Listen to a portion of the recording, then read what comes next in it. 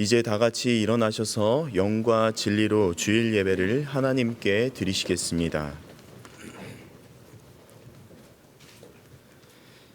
시와 찬송과 신령한 노래들로 서로 화답하며 너희의 마음으로 주께 노래하며 찬송하며 범사의 우리 주 예수 그리스도의 이름으로 항상 아버지 하나님께 감사하며 그리스도를 경외함으로 피차 복종하라. 아멘.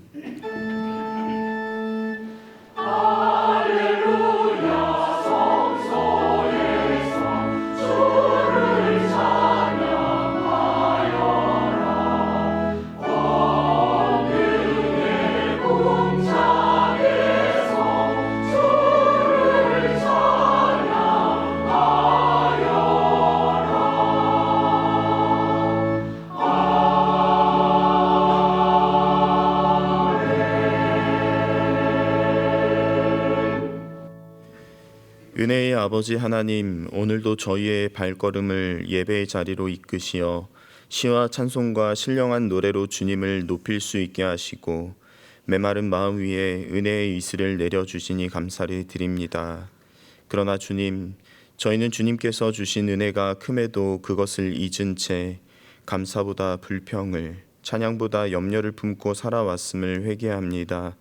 또한 주님을 바라보기보다 세상을 바라보고 그리스도를 경외하기보다 세상을 더 두려워했던 연약함을 고백하오니 저희를 긍휼히 여겨 주시옵소서. 이제 예배로 나아가며 주님 앞에 신을 벗습니다. 이 시간 가운데 저희의 입술에는 찬송이, 마음에는 감사가, 삶에는 순종의 열매가 맺히게 하옵소서. 하나님 앞에서 신을 벗고 겸손히 서는 사람에게 허락하시는 은혜를 풍성히 경험하는 시간 되게 하여 주시옵소서. 예수님의 이름으로 기도드리며 이제 우리 모두 주님께서 가르쳐 주신 기도를 감히 주님의 이름으로 담대히 드리오니, 하늘에 계신 우리 아버지여, 이름이 거룩히 여김을 받으시오며 나라의 임하옵시며 뜻이 하늘에서 이룬 것 같이 땅에서도 이루어지이다. 오늘날 우리에게 일용할 양식을 주옵시고 우리가 우리에게 죄 지은 자를 사하여 준 것 같이 우리 죄를 사하여 주옵시고 우리를 시험에 들게 하지 마옵시고 다만 악에서 구하옵소서. 대개 나라와 권세와 영광이 아버지께 영원히 있사옵나이다. 아멘.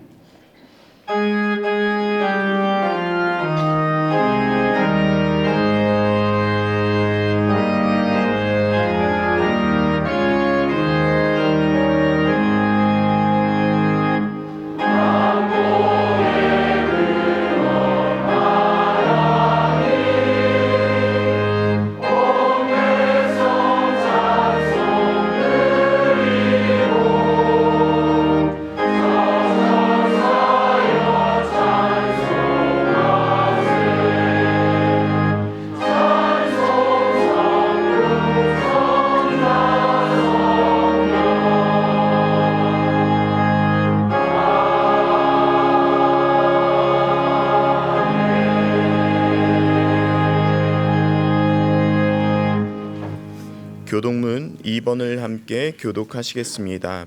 교독문 2번입니다.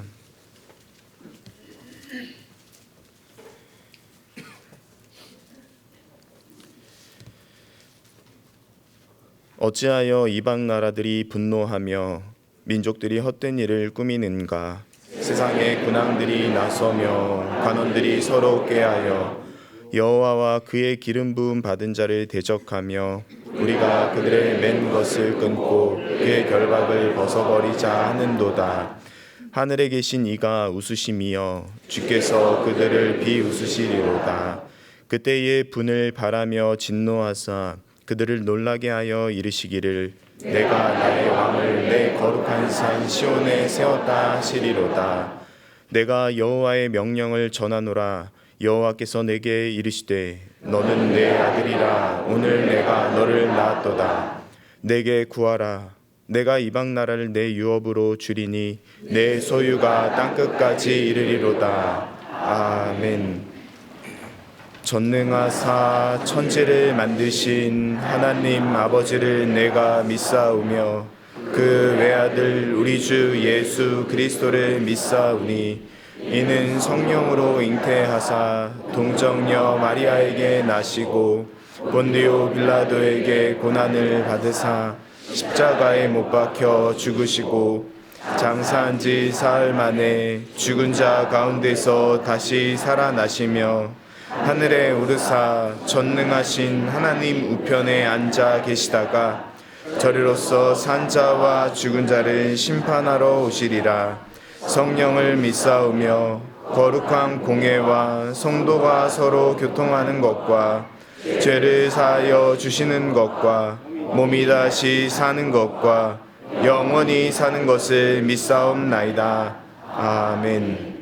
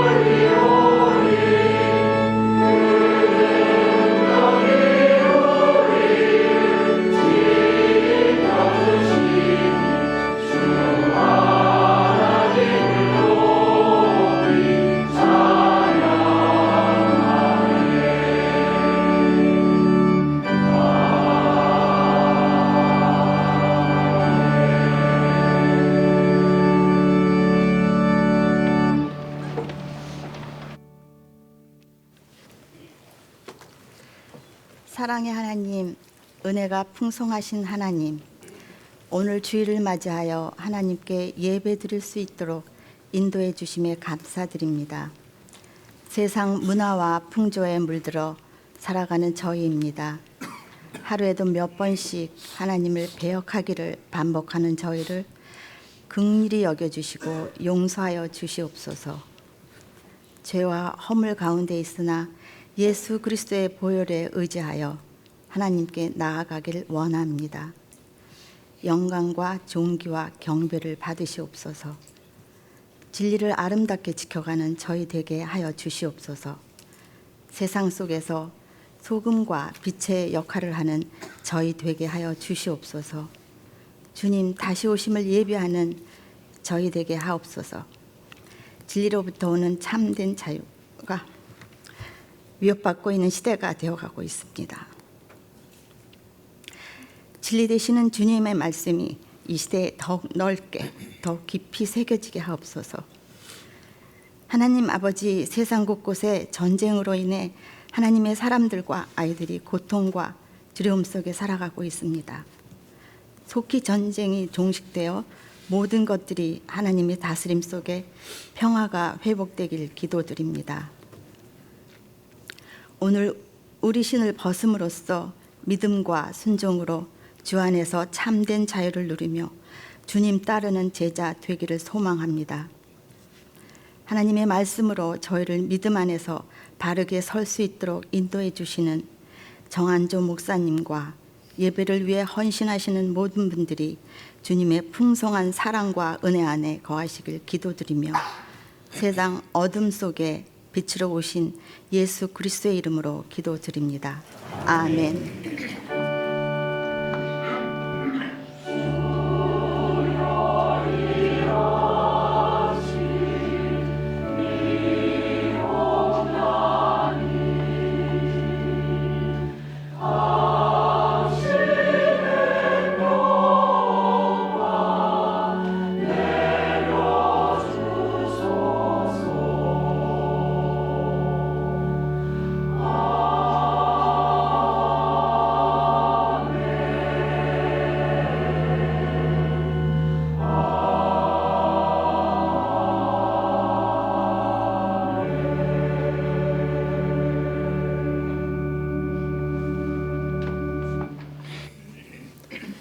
교회 소식을 알려드리겠습니다.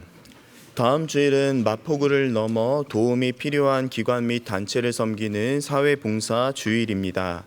깨끗하고 착용이 가능한 의류를 각 예배실 입구에 있는 안내 표지판 앞으로 가져다 주시면 필요한 곳에 전달하겠습니다. 아울러 사회봉사 물품 분류와 포장을 함께 해주실 봉사자를 모집하오니 안내에 비치된 봉사 신청서를 제출해 주시거나 홈페이지 신청 및 안내에서 신청해 주시기 바랍니다. 제60회 세례 입교식 및 성찬식이 7월 20일 수요일 오후 7시 30분에 홍보관 예배실에서 있습니다. 세례 또는 입교를 원하시는 분은 안내에 비치된 신청서를 제출해 주시거나 홈페이지 신청 및 안내에서 신청해 주시기 바랍니다. 신청자는 2회 교육에 참석하셔야 하며 새신자반을 이수하신 분은 교육과정이 면제됩니다. 순교자 기념관 방문의 날이 6월 27일 토요일에 있습니다. 양아진 외국인 선교사 묘원과 더불어 우리 교회의 소명인 한국기독교 순교자 기념관을 방문하여 순교자의 신앙과 정신을 기억하기 원하시는 분은 홈페이지 신청 및 안내에 수련회 및 각종 행사에서 신청해 주시기 바랍니다. 찬양팀에서 함께 찬양으로 섬기실 분들의 레슨이 진행됩니다. 싱어, 건반, 일렉기타, 베이스기타, 드럼 총 5개의 강좌가 개설되며 자세한 사항과 신청은 홈페이지 신청 및 안내에 수련회 및 각종 행사에서 확인해 주시기 바랍니다. 기타 봉사팀 모집 내용과 나머지 교회 소식은 주보를 참고해 주시기 바랍니다.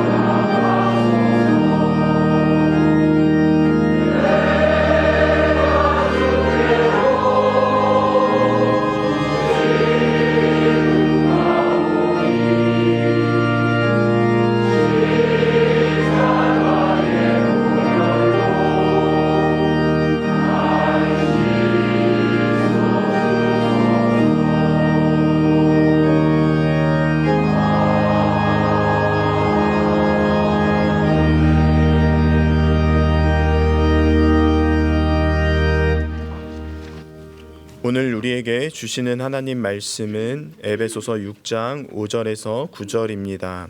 신약성경 316쪽입니다.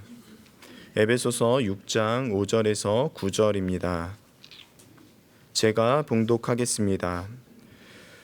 종들아, 두려워하고 떨며 성실한 마음으로 육체의 상전에게 순종하기를 그리스도께 하듯 하라.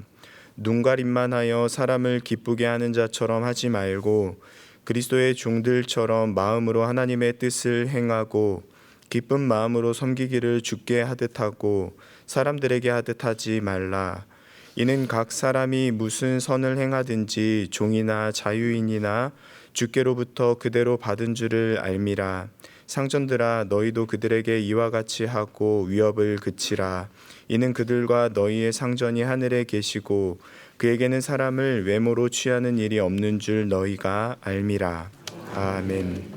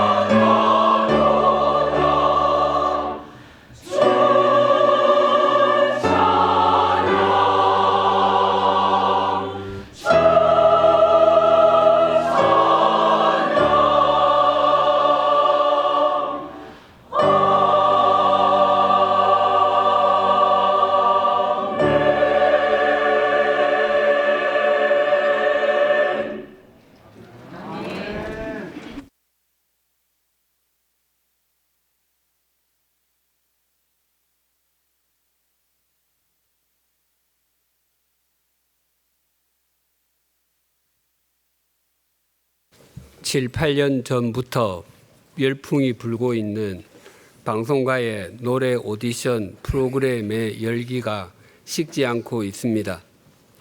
트로트 오디션이든 무명 가수 발굴 오디션이든 K-팝 아이돌 오디션이든 노래의 종류는 다르지만 전체 프로그램 구성은 비슷합니다.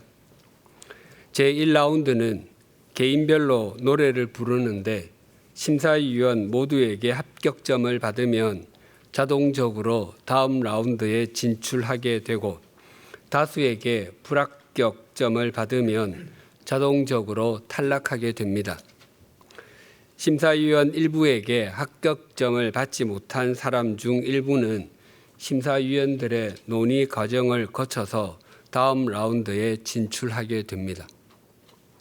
제2라운드는 팀 대항전입니다. 2라운드에 진출한 참가자들을 대여섯 명씩 4-5개 팀을 만들어 주고서 경연하게 합니다. 그래서 팀 대항에서 1등을 한 단 한 팀은 모두 다 다음 라운드에 진출하지만 2등을 한 팀부터는 그 팀에서 최소한 1명 이상의 탈락자가 생기게 합니다. 또는 2라운드에 진출한 사람들을 각각 2명씩 짝을 지어주고는 2대2로 경연하게 합니다. 그래서 이긴 팀의 2사람은 자동적으로 다음 라운드에 진출하지만 진 팀의 2사람 중에 최소한 1사람은 탈락하게 합니다. 제3라운드는 소위 너 나와 라는 제목으로 자신과 대결할 사람을 지목하여 1대1로 경연하게 합니다. 물론 그 대결에서 이긴 사람은 다음 라운드로 진출하고 진 사람은 탈락 후보가 됩니다. 준결승전과 결승전에서는 새로 만들어진 노래로 대결을 하기도 하고 자신의 인생에서 굉장히 중요한 의미를 담고 있는 노래, 소위 인생곡으로 승부를 펼칩니다. 이때는 대국민 투표가 시작되어 자신이 좋아하는 가수에게 투표합니다. 대국민 투표는 참가자들의 순위를 결정하는데 굉장히 중요한 역할을 합니다.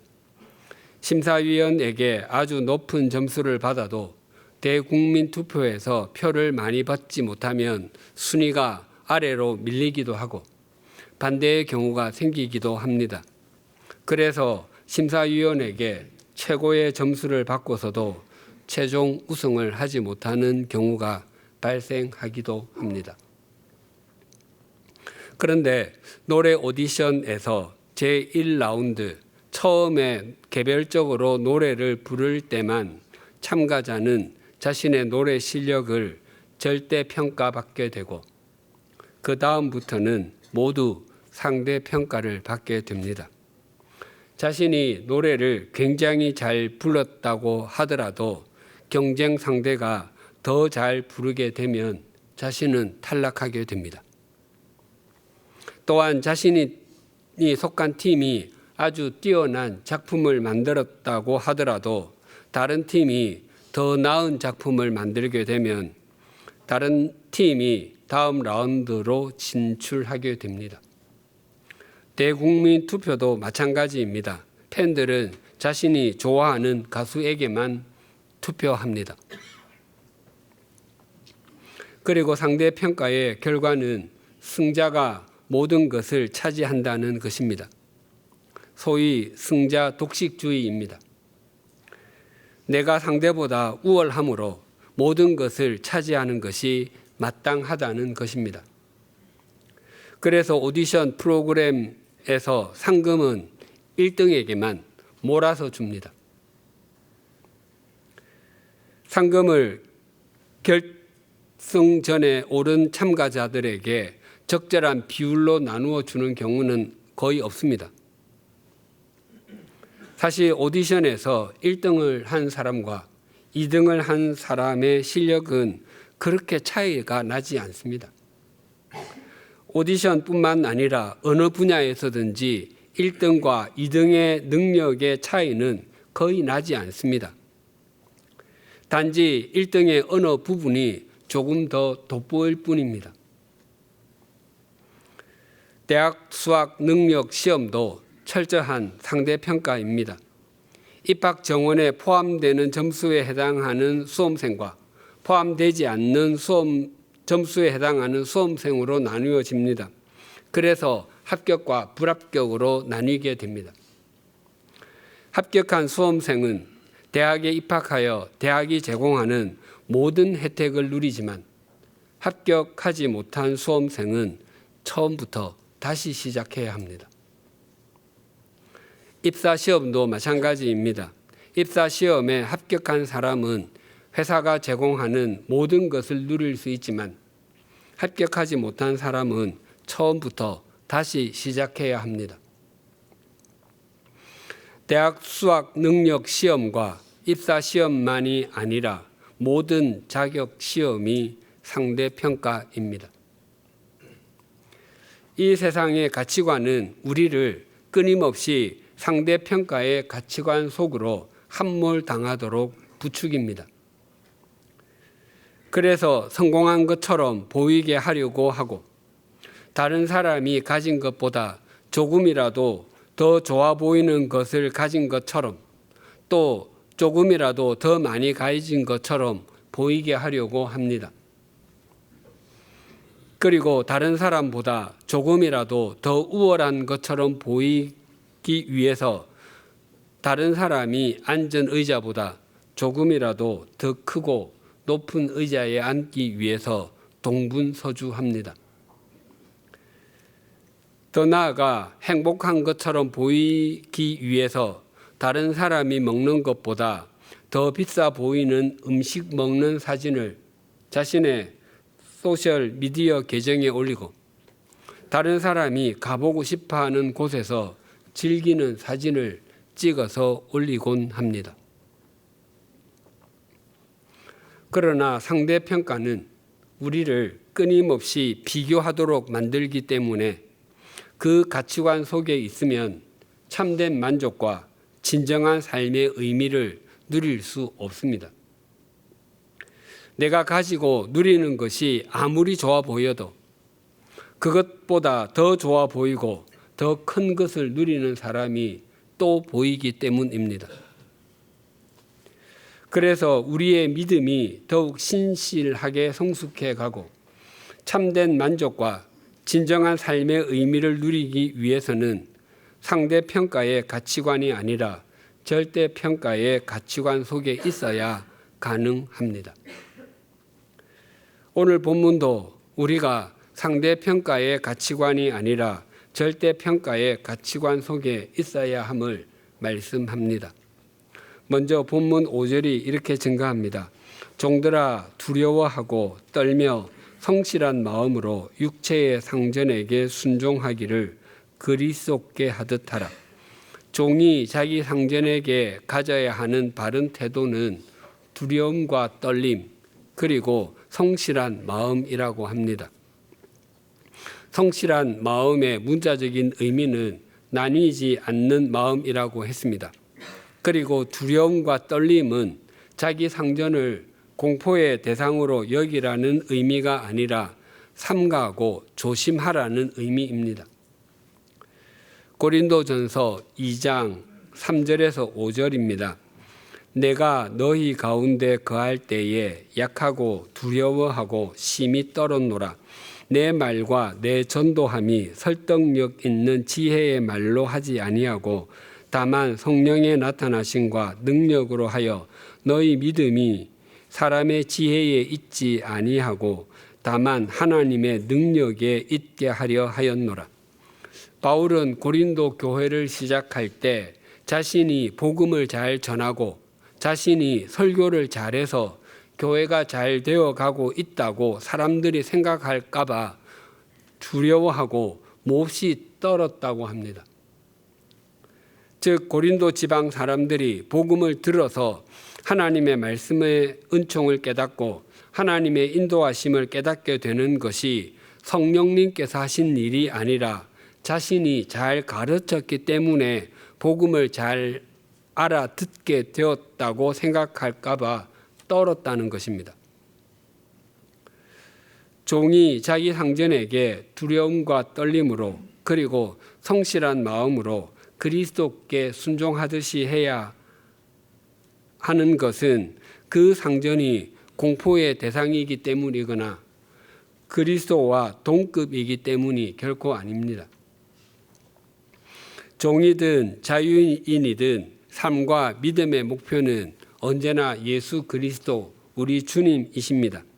그럼에도 자기 상전에게 순종하라고 권하는 것은 주님께 순종하는 사람은 자기 상전에게도 순종하게 된다는 것입니다.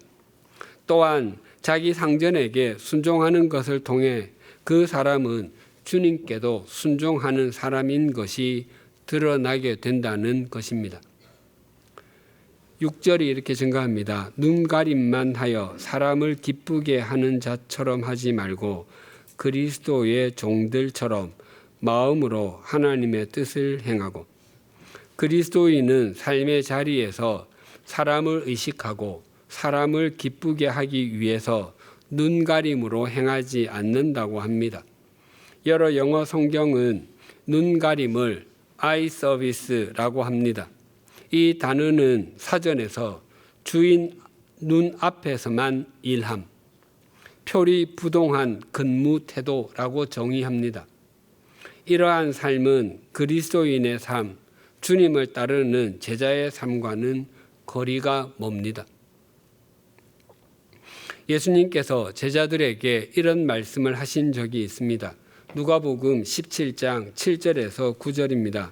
너희 중 누구에게 밭을 갈거나 양을 치거나 하는 종이 있어 밭에서 돌아오면 그들어 곧 와 앉아서 먹으라 말할 자가 있느냐? 도리어 그들어 내 먹을 것을 준비하고 띠를 띠고 내가 먹고 마시는 동안에 수종 들고 너는 그 후에 먹고 마시라 하지 않겠느냐? 명한 대로 하였다고 종에게 감사하겠느냐? 어떤 주인에게 종이 한 명 있었습니다. 종이 여러 명 있지 않고 한 명만 둔 것으로 보아서 그리 큰 농가는 아닌 것으로 보입니다. 종은 그 주인의 밭을 경작하는 일과 가축을 키우는 일은 물론 집 안의 일과 주인의 식사를 돌보는 일까지 했습니다. 당시에 종이 된 사람들은 대부분 큰 빚을 졌기 때문이었습니다. 그렇게 종이 된 사람은 아무리 일을 많이 한다고 해도 또 아무리 일을 잘 한다고 해도 주인이 그 값을 치르고 산 이상 그가 한 일에 대해서 감사의 말을 듣거나 보상을 받는 것은 있을 수가 없었습니다. 그렇기 때문에 온종일 밭에서 일하고 짐승을 돌보고 들어왔다고 해서 주인이 대신 저녁을 준비해 놓는 일은 없었습니다. 또 종은 자신이 저녁을 준비했다고 해도 주인과 겸상할 수도 없었습니다.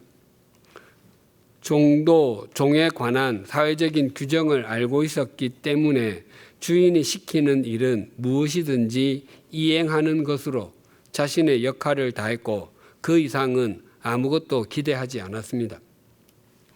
물론 월급과 같은 것은 생각할 수도 없었습니다. 자신을 사준 것에 이미 평생 월급이 다 포함되어 있었기 때문입니다. 예수님은 이렇게 말씀을 이어가셨습니다. 누가복음 17장 10절입니다. 이와 같이 너희도 명령받은 것을 다 행한 후에 이르기를 우리는 무익한 종이라 우리가 하여야 할 일을 한 것뿐이라 할지니라. 예수님께서 이 말씀을 들려주신 것은 당시 종이 어떤 삶을 살았는지를 설명하기 위해서가 아니라 주님의 부르심을 받아 주님의 종된 사람이 가져야 할 바른 태도가 어떤 것인지 일러주시기 위함입니다. 자신을 주님의 종으로 인식하며 바른 믿음을 가진 사람은 주님께서 자신에게 맡겨주신 일에 최선을 다합니다. 그 일이 남들에게 드러나는 일이든 잘 드러나지 않는 일이든 신실하게 감당합니다. 사실 우리는 자신을 과시하고 싶은 생각에 드러나는 일, 하고 나면 누가 했는지 금방 표가 나는 일에 관심이 많습니다. 그래서 사람들의 칭찬에 익숙합니다.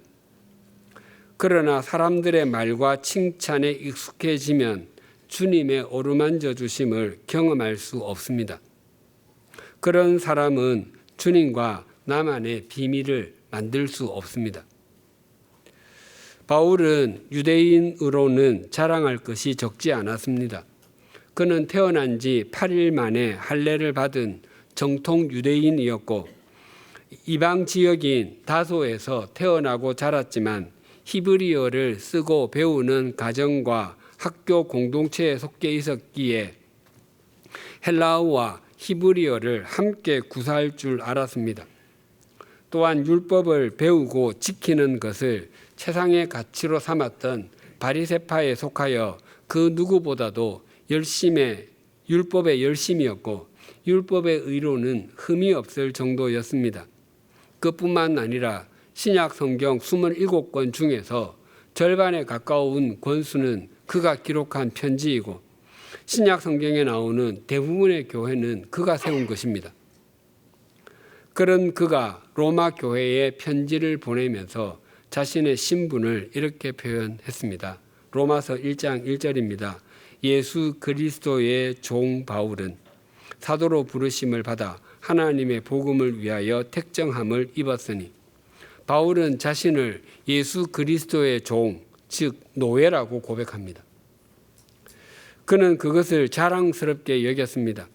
그리고 자신은 예수 그리스도의 십자가 외에는 자랑할 것이 없지만 그래도 자랑해야 한다면 자신의 약한 것을 자랑한다고 했습니다. 자신의 약함을 알면 알수록 자신의 힘이신 예수 그리스도의 강함이 더욱더 또렷하게 드러나기 때문이었습니다. 또 베드로는 예수님의 제자 중에서 으뜸으로 여김을 받았습니다. 그래서 복음서에는 예수님과 함께하는 그의 모습이 두드러지게 드러납니다. 뿐만 아니라 그는 사도행전에서도 오순절에 성령님께서 임하신 후에 교회가 세워지는데 주된 역할을 했습니다. 그리고 여러 이적을 행하기도 했습니다. 그런 그가 소아시아에 있는 그리스도인들에게 편지를 보내면서 자신을 이렇게 소개했습니다. 베드로후서 1장 1절입니다.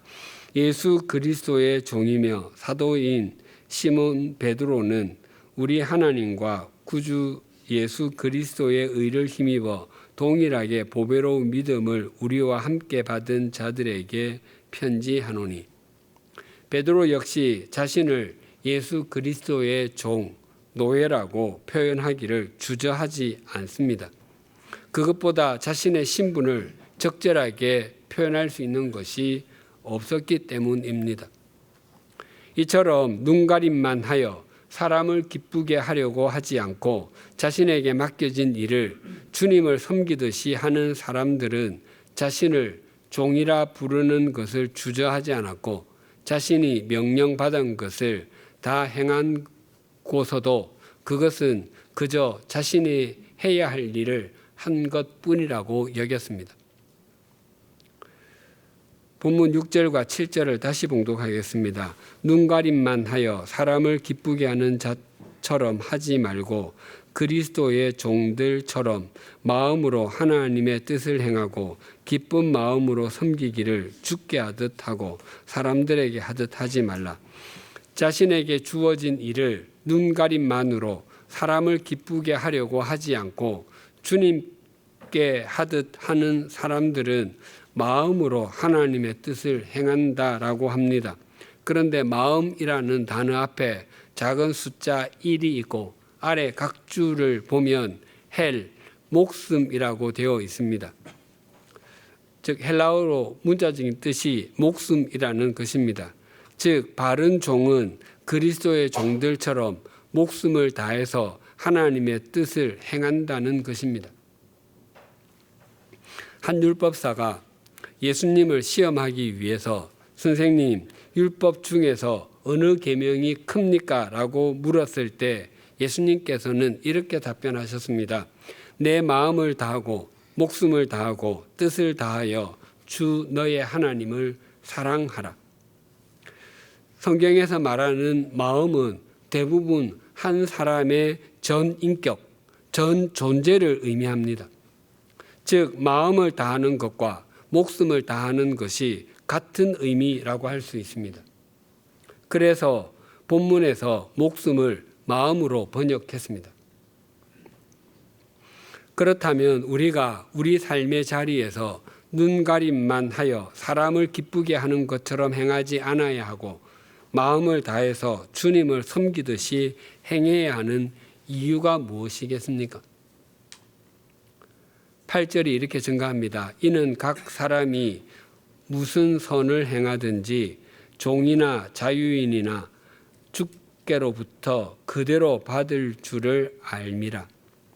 8절을 새번역 성경으로 다시 한번 읽어드리겠습니다. 선한 일을 하는 사람은 종이든지 자유인이든지 각각 그 갚음을 주님께로부터 받게 됨을 여러분은 아십시오. 주님께서는 우리에게 각각 갚아주신다고 하십니다. 우리의 신분과 역할이 종이었다면 거기에 맞게 각각 셈하셔서 상을 주시고 상급을 주시고 우리의 신분과 역할이 자유인이었다면 거기에 맞게 각각 셈하셔서 상급을 주신다고 말씀하십니다. 즉 주님께서는 우리를 상대평가하지 않으시고 절대평가하신다는 것입니다. 예수님께서 십자가를 지시기 위해서 예루살렘으로 가시면서 예루살렘에서 동북쪽으로 약 25km 떨어진 여리고에 계실 때 제자들에게 한 비유를 들려주셨습니다. 누가복음 19장 12절과 13절입니다. 이르시되 어떤 귀인이 왕위를 받아 가지고 오려고 먼 나라로 갈 때에 그 종 열을 불러 은화 10문화를 주며 이르되 내가 돌아올 때까지 장사하라 하니라. 한 귀인 즉 주인이 왕위를 받으러 가면서 10명의 종을 불러서 각각 한 문화씩 나누어 주고는 자신이 돌아올 때까지 장사하라고 했습니다. 한 문화는 100데나리온 또는 100드라크마에 해당합니다. 데나리온과 드라크마는 당시 노동자의 하루치 품삯을 일컫는 말입니다. 그러니까 한 문화는 노동자 한 사람의 100일치 임금에 해당하는 돈입니다. 그리고 귀인은 굉장히 좋은 집안에 고상한 성품을 가진 사람을 뜻합니다. 그 귀인이 먼 나라로 떠났다가 돌아오는 것은 그에게는 왕권을 얻기 위함이지만 그의 종들에게는 그때가 주인에 대한 충성을 시험하는 기간이었습니다. 예수님께서 들려주시는 이 비유를 들은 사람들은 이 비유가 왕위를 허락받기 위해서 로마에 다녀온 왕의 이야기라고 여겼을 것입니다. 하지만 예수님께서 이 비유를 들려주신 것은 당신의 부활과 승천 그리고 재림에 대해서 깨우쳐 주기 위함이었습니다. 그렇게 본다면 이 비유에 등장하는 문화는 바로 우리가 지금 하고 있는 일, 우리가 감당하고 있는 책임 등을 의미합니다. 그래서 문화가 우리가 감당하고 있는 직업이나 직장이기도 하고 매진하고 있는 학업일 수도 있습니다. 뿐만 아니라 건강하게 가정을 꾸려가는 일일 수도 있고 사회에서 맡은 역할 등등에 해당한다고 할 수 있습니다. 왕위를 받아 가지고 온 귀인 즉 주인이 한 문화 은하를 나누어 준 종들을 불렀습니다. 누가복음 19장 15절입니다. 귀인이 왕위를 받아 가지고 돌아와서 은하를 준 종들이 각각 어떻게 장사하였는지 알고자 하여 그들을 부르니 귀인 주인이 문화를 받은 종 중에서 누가 가장 많이 벌었는지, 누가 가장 적게 벌었는지, 더 나아가 혹 원금을 까먹은 종은 없는지 비교하고 상대평가하기 위해서 종들을 부르지 않았습니다. 주인은 종들이 각각 어떻게 장사하였는지를 절대평가하기 위해서 불렀습니다.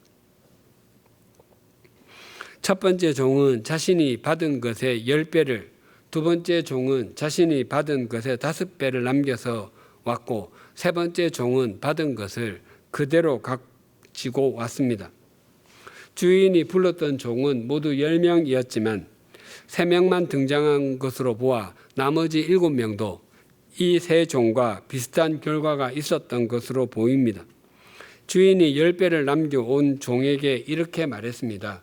누가복음 19장 17절입니다. 주인이 이르되 잘하였도다 착한 종이여, 내가 지극히 작은 것에 충성하였으니 10고을 권세를 차지하라 하고, 이 종은 사업 수완이 굉장히 좋았던 것으로 보입니다.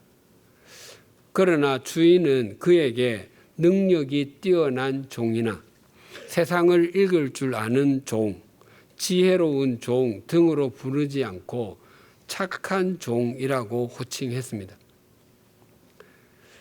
이익을 많이 남기는 것과 성품이 착한 것과는 별로 상관이 없음에도 주인은 그렇게 불렀습니다. 반면에 한 머나를 받았던 종이 받았던 것을 그대로 가지고 왔을 때 주인은 이렇게 반응했습니다. 누가복음 19장 22절과 23절입니다. 주인이 이르되 악한 종아, 내가 내 말로 너를 심판하노니 너는 내가 두지 않은 것을 취하고 심지 않은 것을 거두는 엄한 사람인 줄로 알았느냐? 그러면 어찌하여 내 돈을 은행에 맡기지 아니하였느냐? 그리하였으면 내가 와서 그 이자와 함께 그 돈을 찾았으리라 하고, 주인은 이 사람에게 무능한 종이나 게으른 종, 어리석은 종 등으로 부르지 않고 악한 종이라고 호칭했습니다. 이익을 남기지 못하는 것과 성품이 악한 것은 그다지 관련이 없음에도 주인은 그렇게 불렀습니다.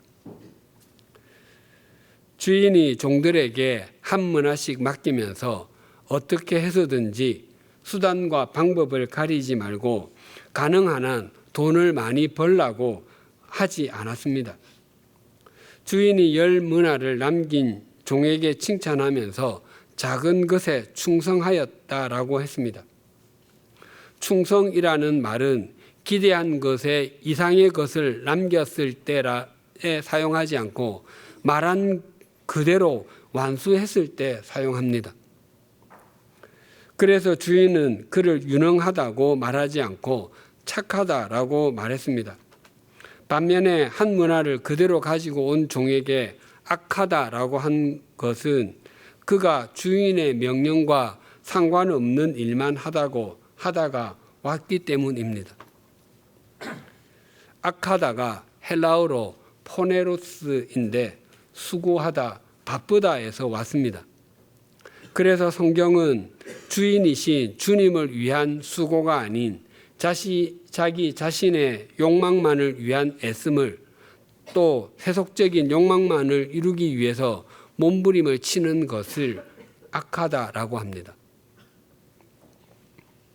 우리가 무슨 일을 하고 있는지나 우리가 무엇을 얼마나 갖고 있는지는 세속적인 가치관으로 보거나 상대 평가적인 시선으로 보면 굉장히 중요할 수 있습니다. 우리가 하는 일로, 또한 우리가 가진 것으로 세상은 우리를 성공한 사람이라고 평가하기도 하고 반대로 평가하기도 합니다. 그러나 우리가 하는 일과 가진 것을 하나님의 시선으로 보거나 절대 평가적인 시선으로 보면 그리 중요하지 않을 수 있습니다. 문화 비유와 비슷한 내용을 말하는 것이 마태복음 25장에 있는 달란트 비유입니다. 그 비유에서 5달란트와 2달란트를 받았던 종이 각각 5달란트와 2달란트를 남겨왔을 때 주인은 그 2 종에게 착하고 충성된 종아, 네가 적은 일에 충성하였음에 내가 많은 것을 내게 맡기리니 내 주인의 즐거움에 참여할지어다 라고 토시 하나 다르지 않게 똑같은 말로 칭찬했습니다. 만약 그들을 상대평가했다면 5달란트 남겨온 사람을 2.5배 더 많이 칭찬하셨을 것입니다. 그러나 주인은 그들을 절대평가했기 때문에 동일하게 칭찬한 것입니다. 반대로 우리에게 주어진 일을 어떤 태도로 하느냐와 우리가 가진 것에 어떤 의미를 부여하는지는 하나님께서 보시는 시선에서는 굉장히 중요합니다. 왜냐하면 하나님께서는 우리를 절대평가하시기 때문입니다.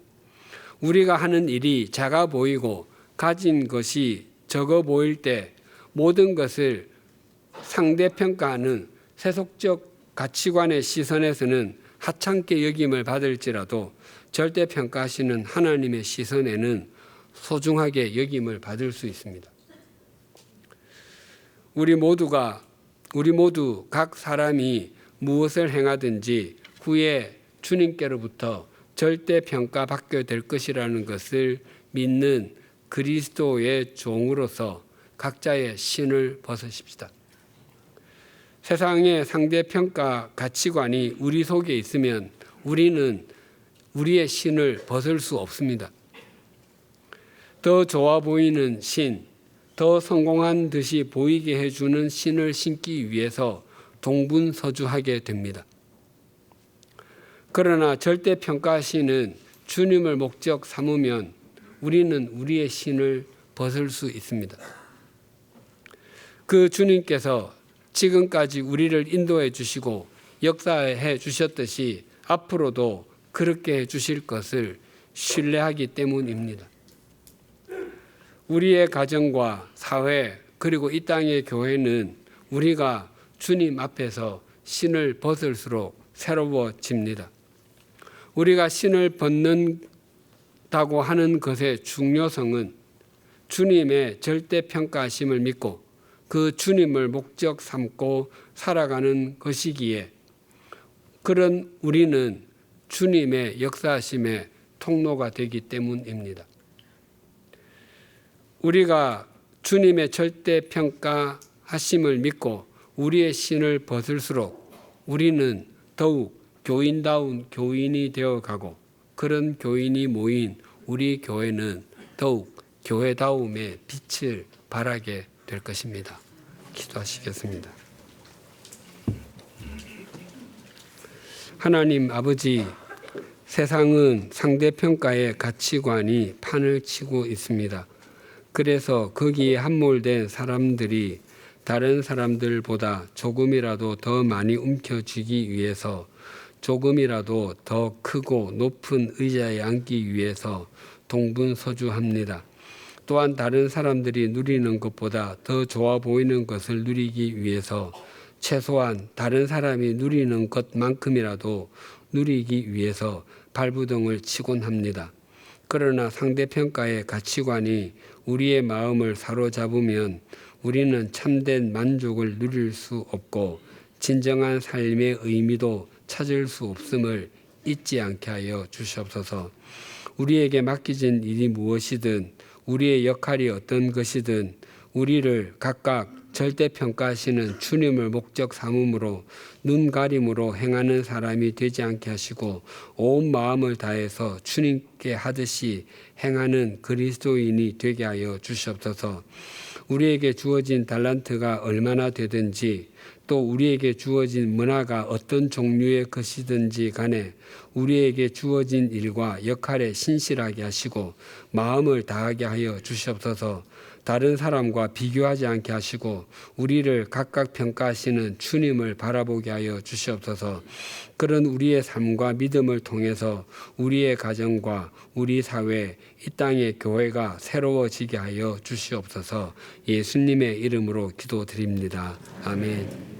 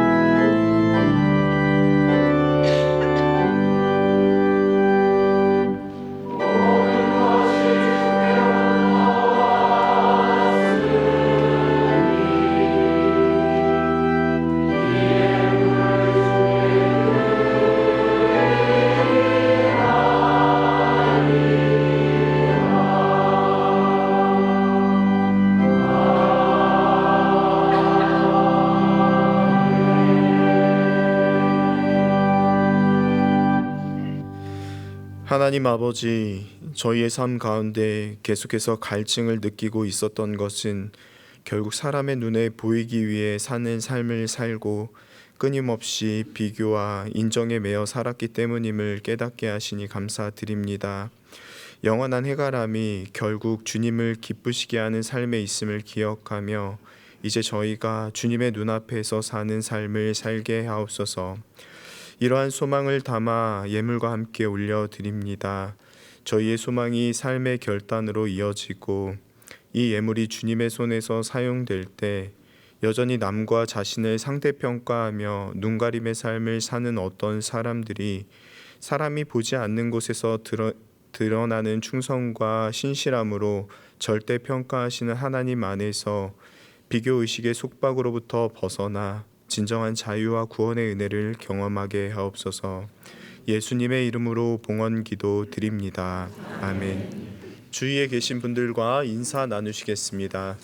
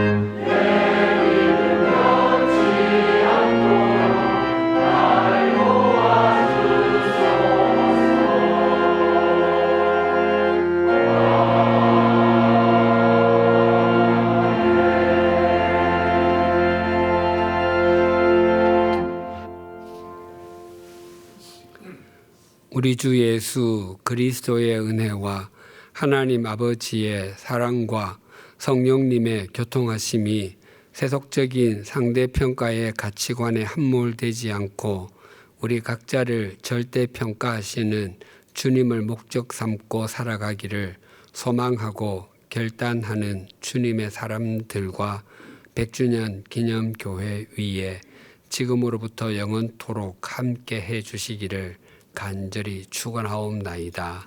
아멘.